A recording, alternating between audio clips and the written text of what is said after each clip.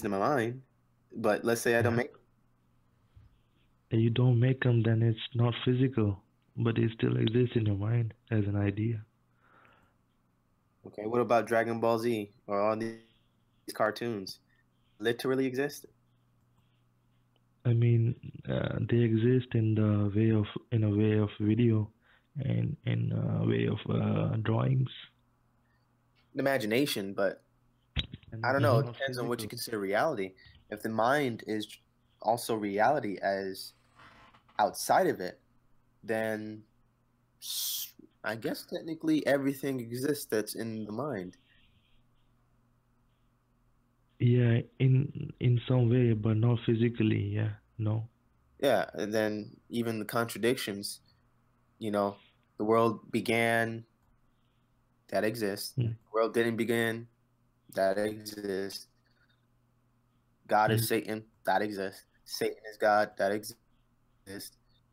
Barney the that exists. Barney the dinosaur, that exists. Like it becomes like there is no truth. Everyone has in their own universe that truly is true, like that is real, regardless of whether the entire universe agrees with them. but yeah, what's wrong with that, though? I mean, then if that's the case, then I don't know. It becomes like then there's I guess there is no God. To an atheist, there Mm, is no God, and that's true. And then to a Christian, there is a God. That's mm-hmm. true. But Yeah, that's. Mm-hmm. then those cancel out each other because like they become valueless if both exist. I mean, both are true because they exist in somebody's mind. Mm, yeah,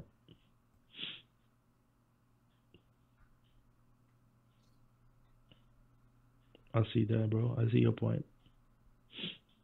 I mean, I don't know. I mean, if we end up saying like, for example, um, what's his name? Who's that guy who creates nightmares? Freddy Krueger. Mm, Some Freddy Krueger. He exists in the dream world of people. Um, now the thing that may like conceptually make him like a real person is that he exists outside of people's minds, um, not just in their minds. mm. So that's one thing.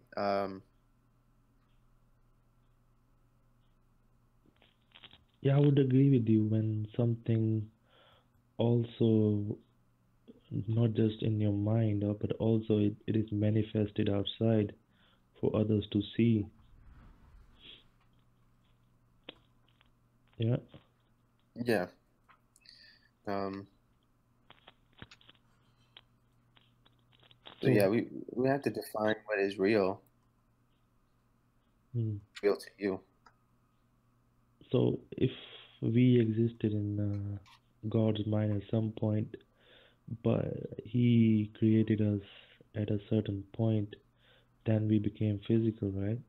So that's when we became actually physical. So I see your point that we wouldn't be eternal in that sense, even though we might be eternal since we the soul doesn't die. Is that right? Well, no, well, I'm a Seventh-day Adventist. That's the kind of Christian that believes that the soul isn't eternal. Um, Okay.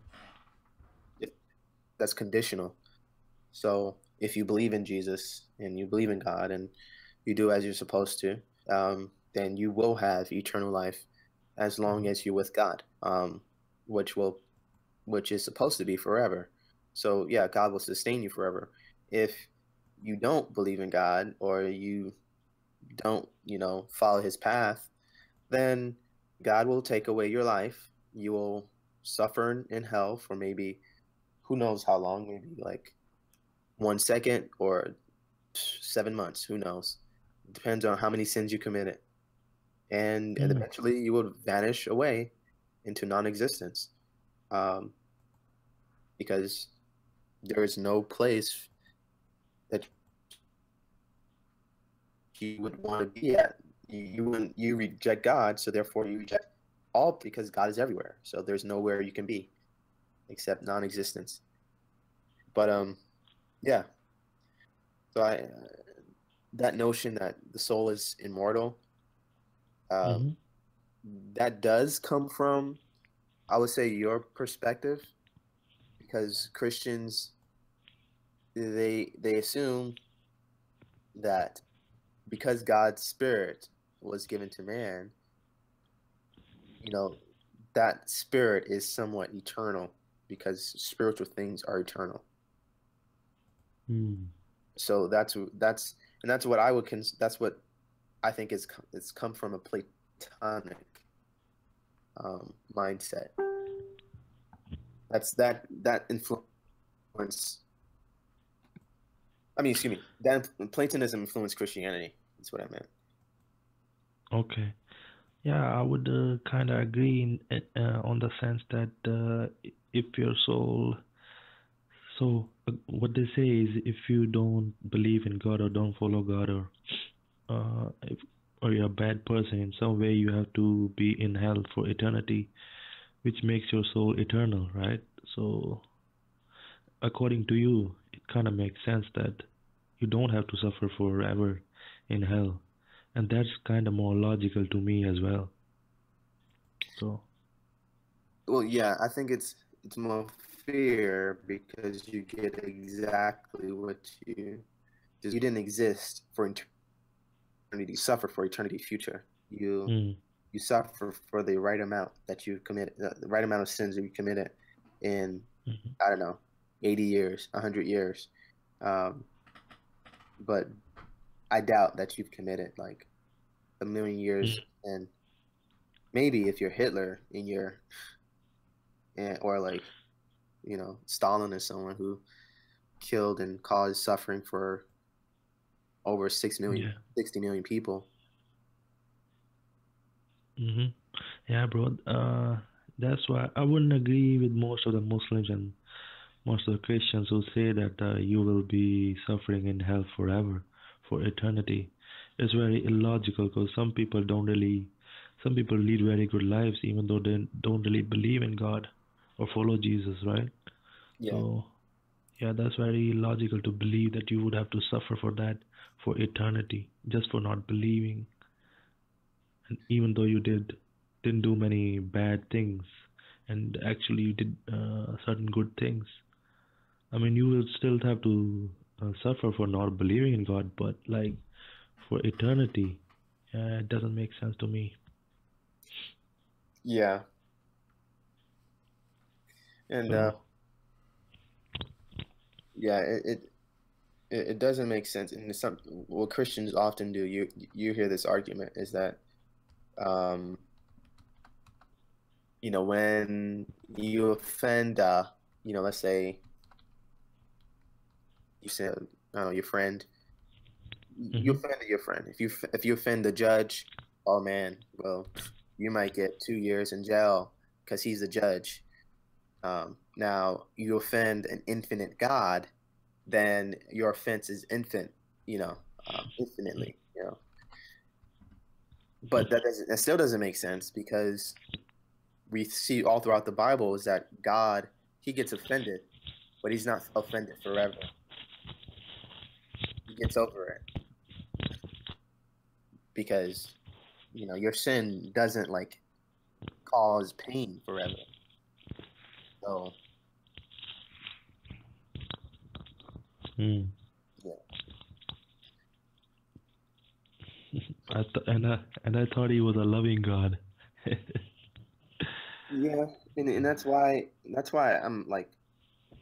I'm against Calvinism the most. Um, Islam, I'm against it, but I don't deal with a lot of it's Muslims around here. Maybe in Britain, or if I was in England or some Muslim-filled place where I have to train my brain to like think ahead of them. But Mm. Over here in the States, it's Christians um, who have the highest theological influence. So, I have to train my brain to be, ahead of the, I guess, most influential cult mind Christian. And I think Calvinism, they paint the most grotesque image of God. So if I didn't find Adventism, if I didn't become an Adventist, I think I would be an atheist. Because if I found Calvinism, I wouldn't be a Christian. I would just I'll probably make up my own religion. I'll probably come up with the same conclusions you have, or I mean, not to. I don't want to sound offensive, but or condescending. I didn't mean that, but I'll probably just be anywhere, just making up my own religion, where it's mine. But yeah, I think Adventism makes the most sense, especially regarding the universe. Bro, do you teach as well? I didn't want to hear, but I kind of overheard you speak on the phone. So yeah, I do Bible studies every Tuesday. I teach I have a group of. We have dinner and then Bible study over here, and also I'm a pastor. Sort of speak. I study theology. Got a BA in it, and pastors, and yeah. But right now I do mostly cinematography. I preach, maybe once a month or so at a church. okay. But I think I need to start getting down this YouTube ministry down. It's not consistent enough. I need to do it and just forget it. Just go for it.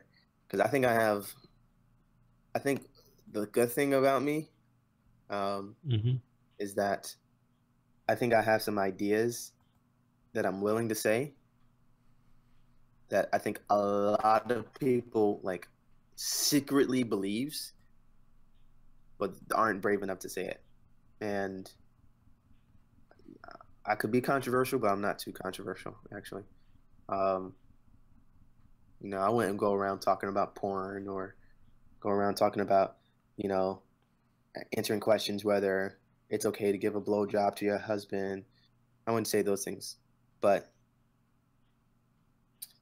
as far as race, there's not too many Black Christian conservatives out there. There's not. Or Christian Black pastors who would say things like what I say. Very few. Black pastors, I've seen a few, bro. That would say what I've said? You said you're a conservative, right? Yeah, but I mean, say what I've said, such as part of the reason why people are powerful is because powerful people generally look better looking. And because the white race has taken advantage of good health, they generally look better than most of the other races. And the races that don't have good health, they generally look ugly and are the least powerful. It's like that people aren't willing to say. Okay, so do you, except for the hangouts, do you say the similar things in real life, like to your people, the ones who listen to you? Like when I'm preaching? Yeah. I haven't in different areas of philosophy or theology. Kinda. I have gone out on the limb. I haven't said anything like on my Facebook on race yet. Not strong. Like maybe I'm on theological circles, but not to like close friends and people. I have discussions on like Richard Spencer. I don't know if you know about that guy, but yeah, I've had said some things during a sermon where people were like, well, I can't believe he said that. I can't. Like I said things like the Father cannot create anything, only the Son can. And then that just blows people's minds in their brain, because it's true. It's just that people don't say it because it just sounds like you're saying God can't create.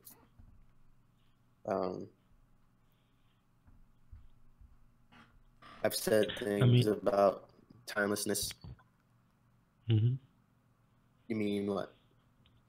I mean, it's the same thing you just said, like God can't create, only the Son can. Sorry, the Father can't create anything, but the Son can, right? Yeah. Ah, okay. But you're going by Bible, right? So. But even that, I mean, to some people, that's just extremely. They some people believe that, but they would never say it that way, or they would never say that. That's still politically incorrect to Christians. Because is there any place when the Father is creating anything in Bible? No. Not by himself. Technically not by himself. Yeah, everything is through the Son. So if the Son did not exist, there's nothing that the Father could create or did create. So things like that. Or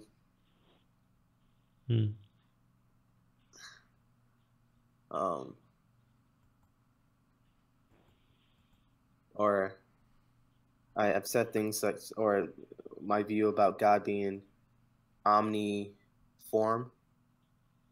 In other words, he has all forms. There's nothing, like he's physical, and he's also spiritual. Like he shares the of what it means to be physical or material to immaterial. So he's not just black. He goes from black to all the gradients to white. There's no either or. He's all of it and all the above when it comes to, I guess, things. But not when it comes to good versus evil. He's purely good. But when it comes to, let's say, him being spirit or body, having a body, being physical, being black, white, being tall, short, he's all the above when it comes to 5 fingers, 20 fingers, a zillion fingers, visible, invisible. He's all the above.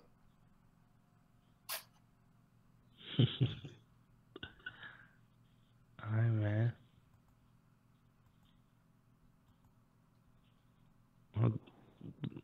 This is really interesting, bro. Like, yeah. Because some of the questions, even though you might have different ideologies, you think about it. So, yeah. Well, because you definitely are about this life. You definitely think about it. Like, you have paid some, you have given some time to these thoughts, right? Before speaking about them. So, yeah. Well, take time for it, then I'll just be nonchalant and just listen. But yeah. And the reason why I think about them very deeply is because I'm in pursuit of trying to make a movie, making a script, and the challenge that I put in my mind is that it has to be like there cannot be any plot holes or theological plot holes. or philosophical plot holes. It has to be sealed tight, like boom. Like, so if anybody was to, you know, read my books, read the makings of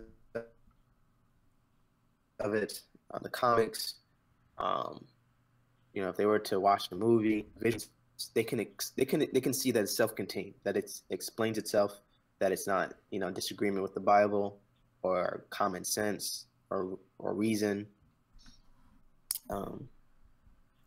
So yeah, and it's open enough for a person to just dream and just think and think and think and think, but yet it's defined enough for a person to say, wait, that you can't do that. In this world, that doesn't make sense. So yeah, like I could, in my brain, like I could justify God walking around in costumes where he a Buddha suit or a Krishna suit for the sake of trying to, I don't know, speak to an Indian or something, or Hindu. Now, surely God may have a favorite suit to wear. I don't know, he may walk around like a duck, and he just enjoys walking around like a duck, because he can shapeshift into anything he wants. But for the sake of not confusing people and having people think that he is like some unintelligent beast, you know, he probably walk around like a bright, shining light. They'd be less prone to worshiping for shapes or a certain kind of species. It's better to be vague so that people would pay attention to your clear words rather than your clear, you know, form image. So yeah, I can see God, you know, let's say God knocks on my door and I see a lion. Like, hey, what's up, Jesus?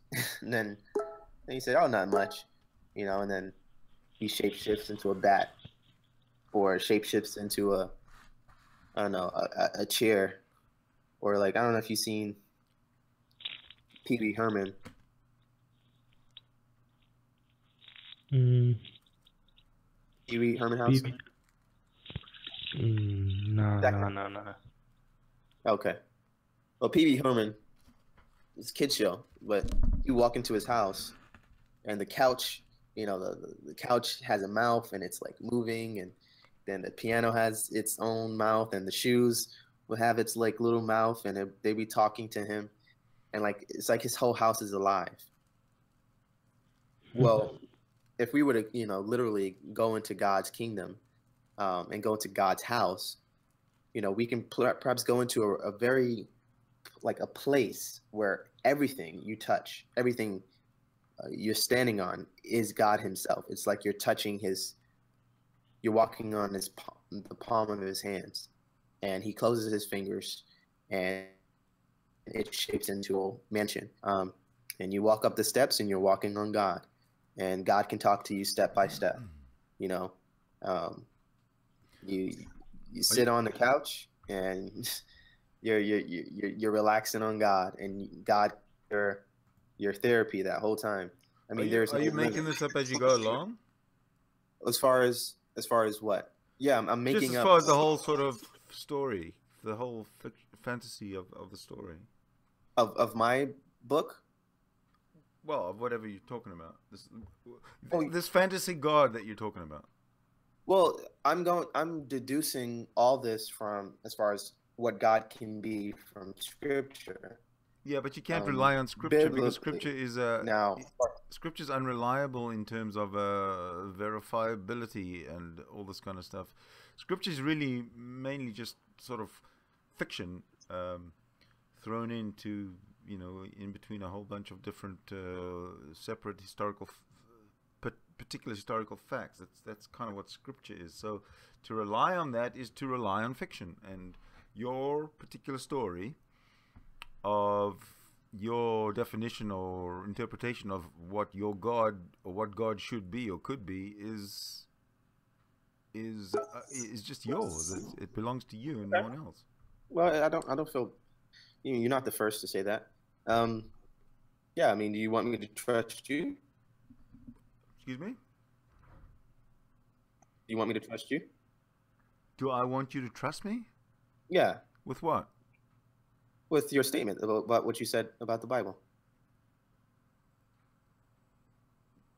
Well, what difference does it make? Well, it does, because, I mean, if you're 100% trustworthy, then I should trust you. Yeah, if you're well, not. well, okay, then trust me that God is just a concept. It's not something that exists. God is just a figment from the mind of mankind comes the concept of God, basically. So to say that God is something that is tangible or real is fantastic, is fantasy. So I'm trying to find out where do you kind of base your life is not a fantasy, unfortunately. Life is reality, and you seem to be talking a lot of fantasy. Well, yeah, I'm talking a lot of fantasy because, I mean, if you think about how we live today compared to how people thought you can live, 400 years ago, we live in an amazing fantasy. I mean, we have projection, we have the ability to project things and have holograms, and we can think about going to other planets. That's pretty much a beautiful fantasy that seemed like a sci-fi story. Yeah, but that's just hindsight. Go back to the late 1920s, and all of a sudden, when talkie movies came out, that was like the greatest thing. You could tell. Yeah. I could have sat in a silent movie, but now I look at the sound. Wow, come on. So what you're saying is just relativistic. It means nothing. Yeah, so that's why I said, like, for you to say that just because it's fantasy, just because it's beyond your imagination, doesn't mean that it's unrealistic. Yes, it does. If it's irrational, your imagination doesn't have to be rational. It can go anywhere you like, but reality itself, if you look around and you look at the universe and you look at the material world that we live in, it's not anything like the fantasy that's in your head. A lot of the time. There is actually. Yeah, there is. Like for example, people we can make couches that can actually talk back to you. All you have to do is put an entire Siri couch together, and you can have a good conversation with a Siri couch. Yeah, but that's not a couch. That's electronics. No, all you have to do is just call it a couch. You don't need to have a couch to disguise Siri as a couch. You could just have the actual little piece of electronic communication, electronic circuitry on the board, and you can have a conversation with that. Yeah, but who cares about having? It's not about what you need.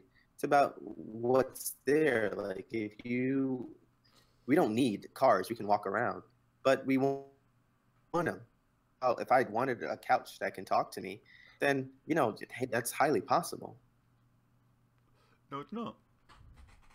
It's highly possible if it's invented and made and engineered and all this kind of stuff. Sure, but it's not going to come out of nowhere. Oh, you believe the universe came out of nowhere? I never said that. Well, do you? No. So you believe this whole universe has always been here? No, I never said that either. So say something. Do you believe it? I actually don't believe anything. I just go on facts. So that sounds like fantasy, where you actually don't believe anything, but you tell me that I go on facts. I don't go on belief. So what is so amazing about that? Everyone believes. What's extraordinary about that? Really, I mean, everybody should probably go on their facts and not what they think. Well, see, but denying that you believe something, but then claim that, then actually go on explaining what you believe, is absurd.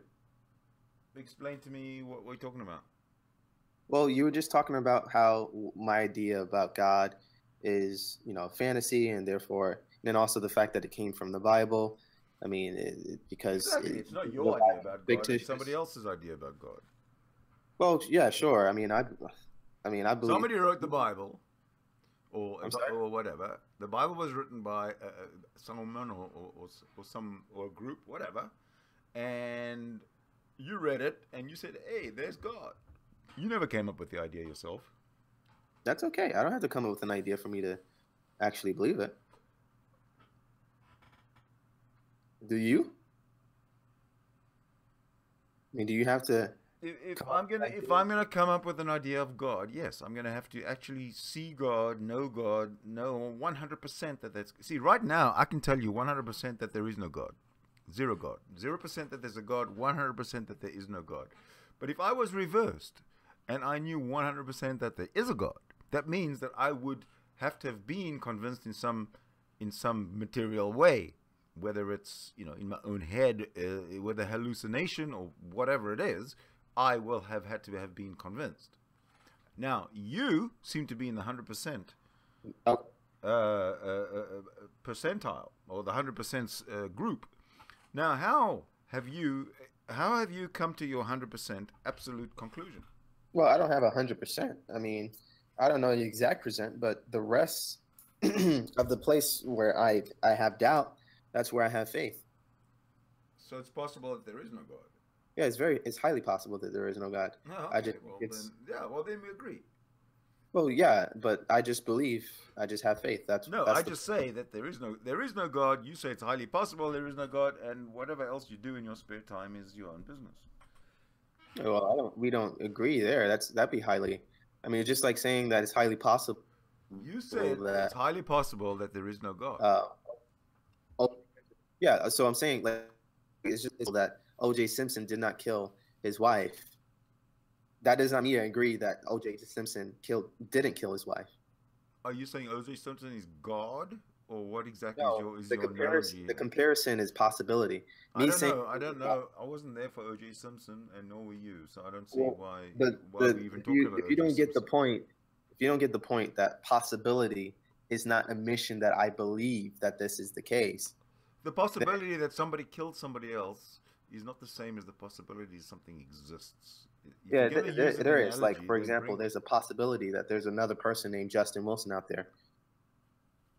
So what? There's no possibility that God exists. So, you know, I don't understand what you're really trying to get at here. The fact that there's a possibility that there's another Justin somebody out there is something that it's possible because it's physically possible. Well, but if it's not possible physically, then it's not going to happen. Now, well, God is not possible physically.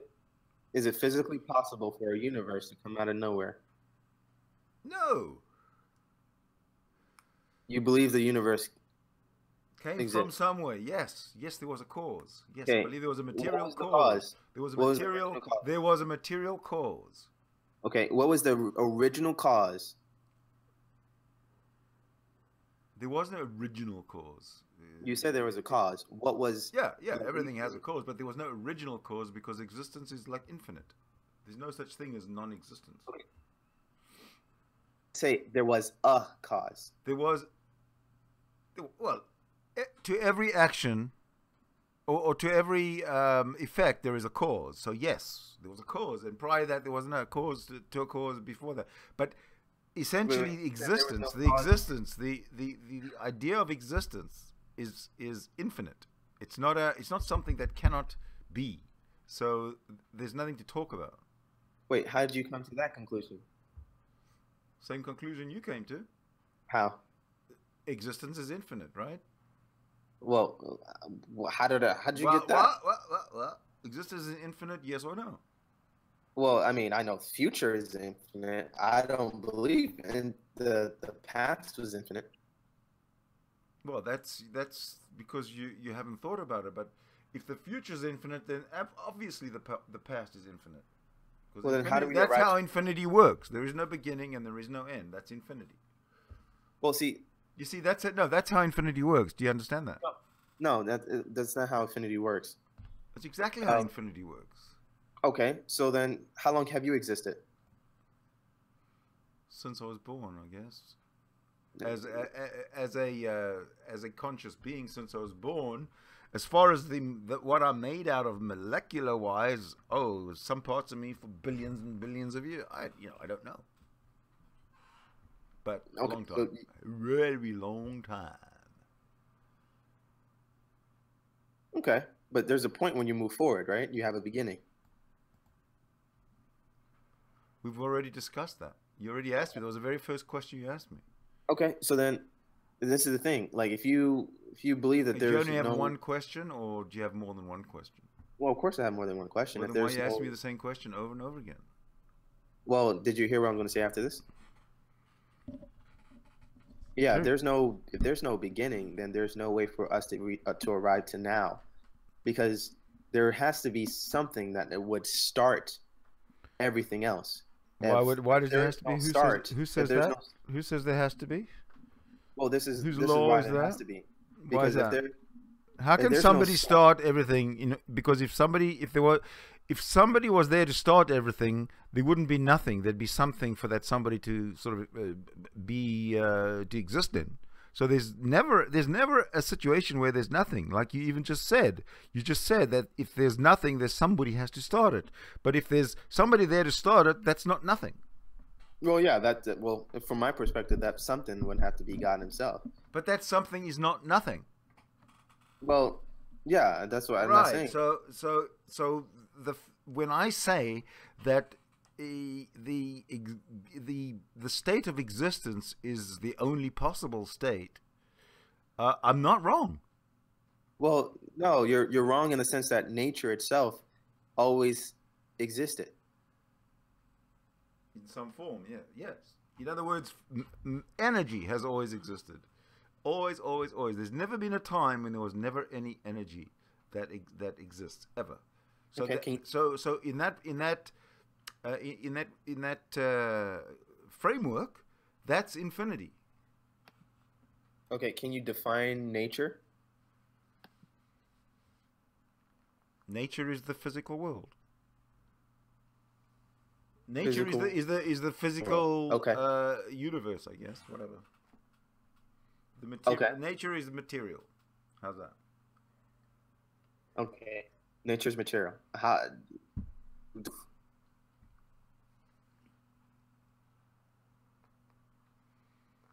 Hello? Does it move? Nature is energy. Nature is existence. However you want to look at it, I'm okay with it. Okay. Now, does nature like continue to like stop? Does it stop and move? Stop and move?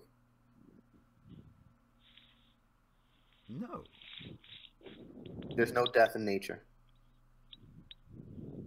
There's no death in nature? Yeah. Of course there's death in nature. Do you know anybody who's been around since the beginning of time? No. Do you have any pets that were around when you were a little kid? No. So what are you talking about? Well, I mean, because you just said something about the beginning of time. Okay. It's a phrase. Okay. Is that a problem? Well, I mean, it's a phrase in order to make something understood in a particular way, that it goes back so far that you can't really see where the beginning is. You understand what I'm saying? I understand what you're saying. Why are you talking now? Why are you taking that and tearing it apart as if there's something wrong with the actual statement, and that I've brought something in that somehow metaphysically doesn't jive with your world? Well, because then like there's this continual cycle of like life and death, life and death, life and death, life and death, where basically it will be a chicken and egg, chicken and egg, chicken and egg. Okay, so with no explanation of where the chicken or the egg. Okay, a galaxy exists, and then it goes supernova, and then it doesn't exist anymore, and new elements are formed out of that supernova. Okay. Is that not the same? Life and death in that, it's not. I mean, it's not even life and death. It's more regeneration.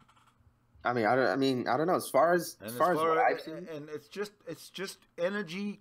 It's just energy and matter doing its thing. That's what basically this whole universe is about. Yeah, energy going from one form to another. That's it. Nothing else.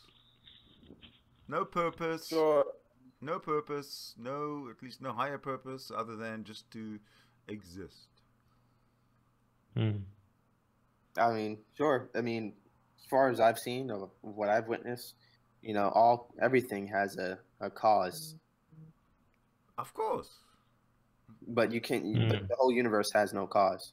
That makes no sense. How can you say everything has a cause, which means everything, and then you say, oh, but... So everything doesn't include everything. When you say everything has a cause, but everything doesn't include everything. You know. Well, that's the thing. This is where you get yourself so bamboozled and so caught up in word salad that you start tripping all over the place. Well, no. See, you don't realize that you're objecting to what I'm saying. You're believing. You said it's absurd because you thought I believed it, but that's exactly what's going on. And I said everything doesn't have a cause, or time doesn't have a cause, which includes everything. And now you say that's absurd. That's the point. The universe as a whole, you claiming doesn't have a cause because it's. Excuse me. I never. You're the one who claimed that the universe started from nothing. I never said to you that. I said, of course, the universe has a cause. Yes, I actually remember clearly saying the universe has a cause. How come you have not understood that? How come you twisted all the way around to say to me, "Oh, you said the universe did not have a cause"? Where did you get that from? Well, because you said that it's infinite. That, in other words, there's no beginning. Listen, tonight when the sun sets in the southern hemisphere where it's been hot, everything's going to cool down. Okay, the effect of the cooling down is the sun going down. Gone. Sorry, the cause of the cooling down is the sun setting, right? So there's your cause, there's your effect. What does it have to do with the universe not having a cause? Of course the universe has a cause, but it's not. So, it doesn't have to be the beginning of like everything. What I'm saying, it's just a part in the chain of the events of the continual cycle or recycling of energy and matter. That's it. Okay. So if everything has a cause, does God have a cause? God is. Of course, there is no God. God does not exist. God is imaginary. So God's cause is somebody's imagination. Yes, there's God's cause. Okay, but Justin, so God doesn't have. God has a cause. God has a cause, and that cause is somebody's imagination. Yeah, he would have to be by definition the uncaused, causer or the. Yeah, which makes no sense. You might as well. You might as well accept mine because it's more logical. Okay, so can we put energy instead of God? Because because it's got nothing to do. It's got nothing to do with each other. God implies consciousness. God implies consciousness. God implies attributes. Energy has no attributes and no consciousness. Energy has consciousness. Really? I'm gonna go turn on my electric fan there and have a chat to it. And give me a minute. Are you made up of energy? Everything is made up of energy. Okay. Is your mind energy? I said, no. My mind is totally empty. Nothing's in there. Zero. It's not like yours. Yeah. So full of Does it have electrons in it? Energy. Are you clutching at straws, or are you really trying to debunk something? I'm actually trying to help. I'm actually trying to help you out, bro. Sydney. No, I understand that, but I'm being, I don't give the possibility that a God exists because it's been absolutely, number one, no evidence, and number two, it's even a concept that doesn't make any sense. Well, it seems like you're more emotionally enraged by the idea rather than intellectual. No, it's because I have a mental issue. I have a mood disorder, so please do not be discouraged. Okay. Well, then that may explain why you can't like even have a thought experiment with it. I think I can have a thought experiment. I might not be able to get it out in words, but I can still have my thought experiment. Yeah. So, let me just pretend God doesn't exist and like think like you. No. Okay. I won't have to blow up and get angry. Like it's my mind. No, but you'd have to have my brain chemistry for that. No, I don't have to have your brain chemistry. I can just, my brain is big enough to handle both ideas. And okay. All right, I won't dispute that. But so like, all right, so could you concede to the idea that, let's say, this energy could actually make a decision to say, you know what, there is nothing now, I'm going to make something? No, I could not. That's sort of doing what we do, what man does. They take something that's, you know, that's scientific, and they try and put a human sort of a body and face around it for some reason or other. That seems to be what you're doing. Well, aren't you doing that with my face, with my mind, with my voice? Yeah, but you are a human being. You are actually a conscious. You are a sentient being. How do you know that? Because when I talk to you, you're giving me a response that actually responds to what I'm saying. So yeah, that could be a very highly intelligent Siri upgrade. Well, then you fooled me. Wow, well done. Well, it's well, still logical. Then yeah, I tell you something. You fooled me, Siri. Yeah, well, hey, it's very logical for you. Yeah. Now you see how illogical you are being right now when you say you could be a highly great Siri upgrade. Well, then you know what? I read the magazines. I read the blogs. I read the technology section. There's nothing in there about a great Siri, and you all of a sudden are it? I don't think so. Wait. So you're saying that you have to read about it first before you believe that it could possibly be the case? Or otherwise know about it, or come to the knowledge. Yes. Okay. So if someone doesn't tell you what you can believe, then you should. That's when. Is that what you're telling me? I don't understand where you're going. Give me an example. All right. So in other words, like it's for a person to actually talk to a robot right today. You believe it, right? Because it's a man told you that. Whoa, say it again. Like it's impossible to talk to a highly advanced robot right now. You say, oh well, that's they don't have that technology, so I'm gonna take their word for it. Like artificial intelligence? Yeah. Well, it's gotten to a certain. I don't have any first-hand experience, but it's gotten to a certain level of sophistication, which I don't quite know how high. But you could. I know you can have a conversation, obviously, with a sophisticated robot, but I don't know to what extent. Okay, so my point is that like you're still hanging on like the mercy of somebody's telling.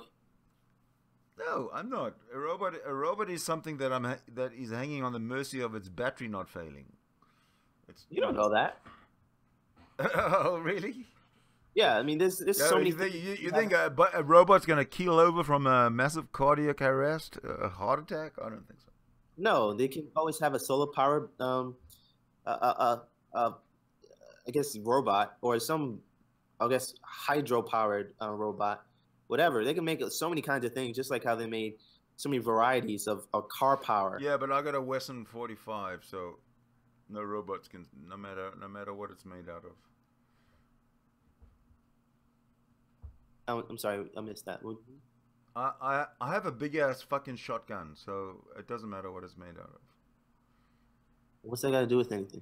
I don't know. I don't understand. You're going somewhere with on a tangent, so I was going somewhere else on a different tangent. So well, unless you want to stick to the subject, I'm happy to do that. Okay. Well, the main subject is, it's quite possible for a God to actually exist, and be outside the universe, the reason why it made more sense for him to be the uncaused causer, I mean, I guess the unmoved mover, is because of the fact that you have no other place to go except assume that this thing that created all of the universe or moved the universe to be what it is, Right. he has to actually make a choice to do. Right. Okay, but that thing would have to have been there, right? That Timeless. thing would have to have been there You also have infinitely. Correct? The what?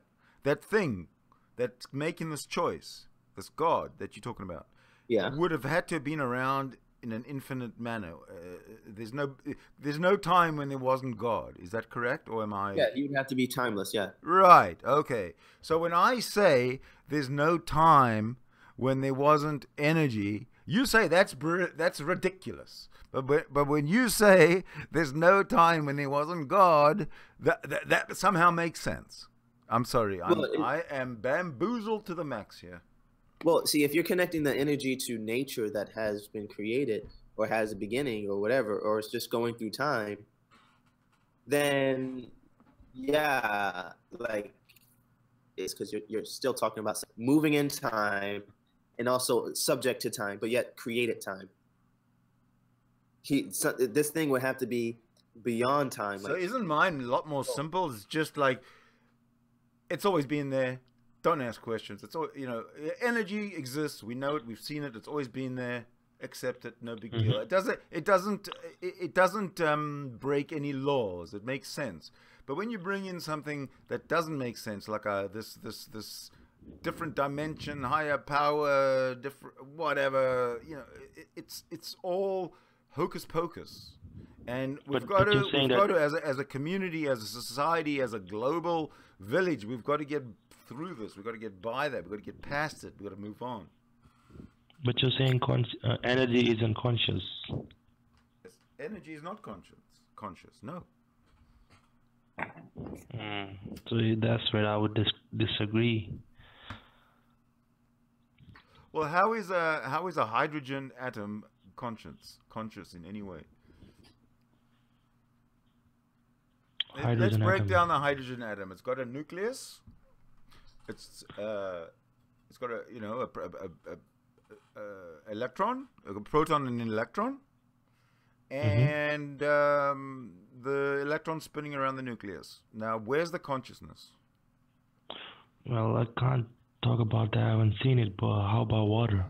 Can we talk about water? No. Well, if you can talk about water, but hydrogen is part of water. In fact, it's 2/3 of what water is. So give me where the consciousness is in hydrogen, or in oxygen, or give me somehow an explanation of how consciousness is somehow created when hydrogen and oxygen combine to form water.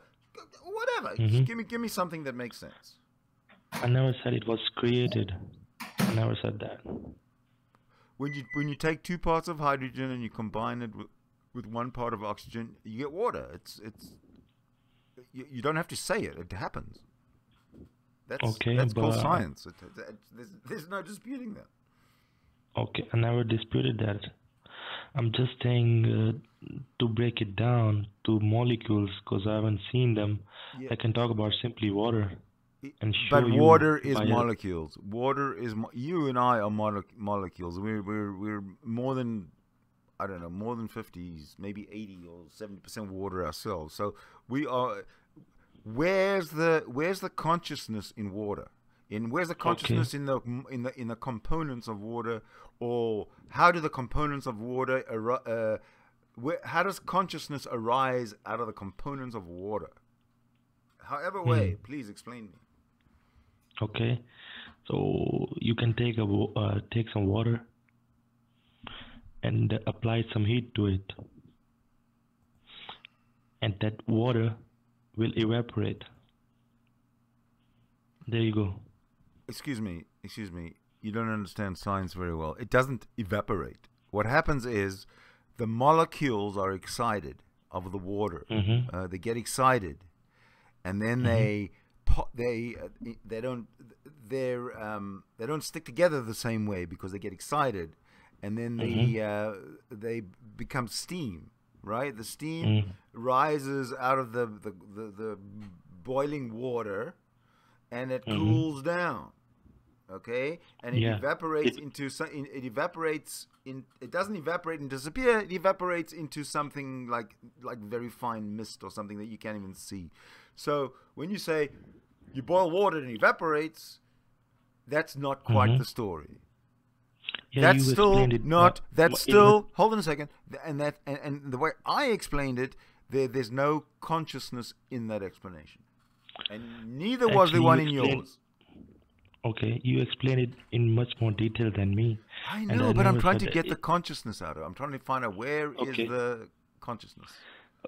Okay, when you apply the heat to it, the water, the molecules, they chose to separate and to evaporate. No, they got excited by the heat. That the heat makes the water hot. The water being hot excites the molecules. They separate because of the change in the chemical nature, the chemical environment. It's not a conscious choice. It's just a chemical reaction.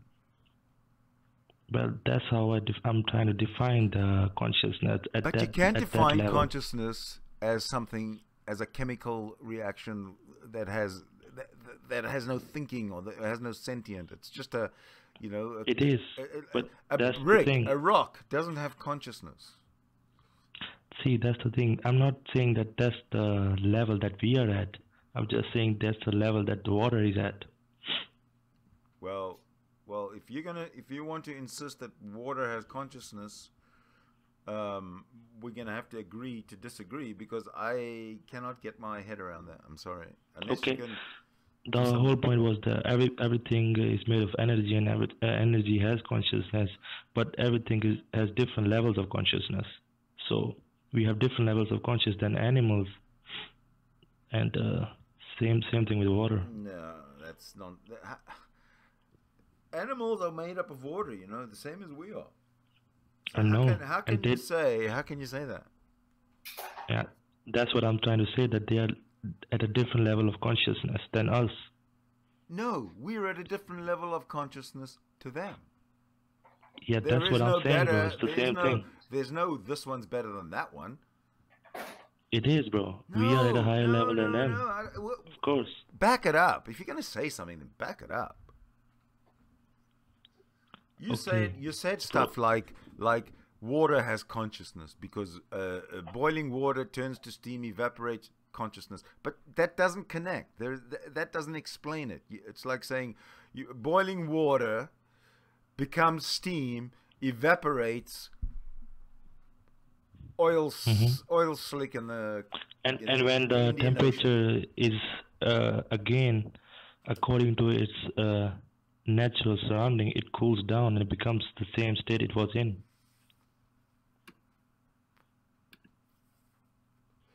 Repeat that? I'm sorry. Or when the temperature, the heat, isn't the same as it was, which made it evaporate, it again cools down and becomes in the same way it was before. Well, it chooses that. It doesn't choose that at all. It has no choice. If it does choose it, it's like the elections in the Soviet Union. You can vote. There's one guy on the ballot. You can vote for him. Okay, that's it. That's the choice that water has. if you want to make an analogy, no choice. Okay, that's what I'm trying to say. It's gonna follow physics. It's gonna follow the laws of physics and chemistry. That's it. That's what I'm trying to tell you, bro. It's about the levels of consciousness. There's no consciousness. Okay, all right. Let's start at the top of the consciousness ladder, and then take me down to the very bottom. At the very top of the consciousness, there's us, the humans. Okay. Okay. So you already agree that animals are beneath us. Of course. Right? Of course. But okay. that doesn't mean to say they have less rights. They just, on this particular scale that we're using, yes, they are beneath us, because I don't think an animal has evolved with a thumb, an opposing thumb, so they can't dial and invent things, because they just don't have. They didn't evolve the same way we did, and you can't fault them for it. Fault evolution if you want to, but don't fault the animals. Okay, irrelevant. But I see your point, and I agree still. Okay.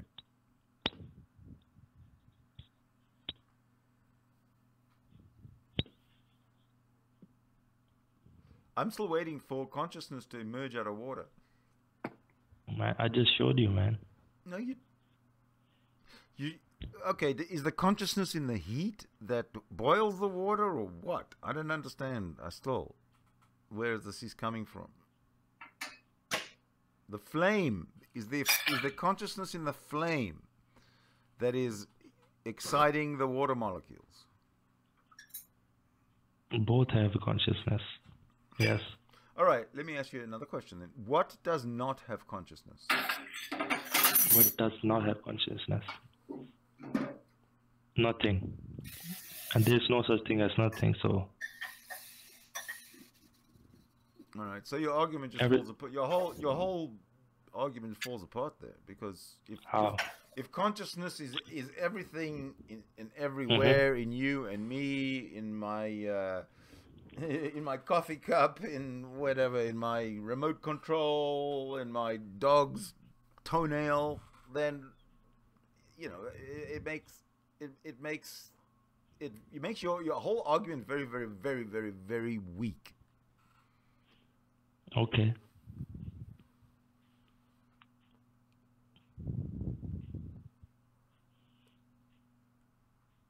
Because at least we can demonstrate I can demonstrate consciousness in higher forms, higher animal forms. Yeah, it's easy to do that. But to say that boiling water is a form of an expression of consciousness is absurd. Frankly, it is absurd. Okay, I'm not familiar with too much familiar with the experiment, but have you heard about the double slit experiment? The double slit experiment. Yeah, it's vaguely. Update me on that one. Refresh my memory. Yeah, I'm also very weak on it, so maybe you can check it out, because I've heard it to explain consciousness, that when a particle was shot through certain barriers, that when it was observed, it moved differently to when it wasn't observed. Okay. I actually do not know what you're talking about, and okay. I actually watched something that was a lot more. They did a lot more testing on the particles, and they found that no matter what you did, no matter how the particles went, if a particle that was billions of years away from its initial, a particle before it split, if something happens to that particle, the same thing happens to the one that's billions of years away. Did you know that? No, I don't know. So there's something to string theory, I think. I kind of wish that I could sort of fast forward the world and time and everything like 1,000 years, and then stop and be sitting here in 1,000 years of where 1,000 in what would we be in 31 in the year 3018. Wouldn't that be cool? Yeah. Yeah, bro, it was nice talking to you, Sydney, and always nice talking to you, Justin. But Sydney, you kinda lied when you said you were an atheist, but I didn't know you were a Satanist. I am an atheist. Okay. I'm cool, a Levian Satanist, which is kind of just a satire and really organized. It's really just really set up to annoy Christians. So, you know, Satanism is not to be taken seriously, because if Christianity didn't exist, Satanism wouldn't exist. So thanks to Christianity for existing, so that us Levian Satanists have a reason to exist as well, and that is to ridicule Christianity and to man. educate Cool. that Christianity is kind of stupid. But yeah, thanks for coming in. Interesting.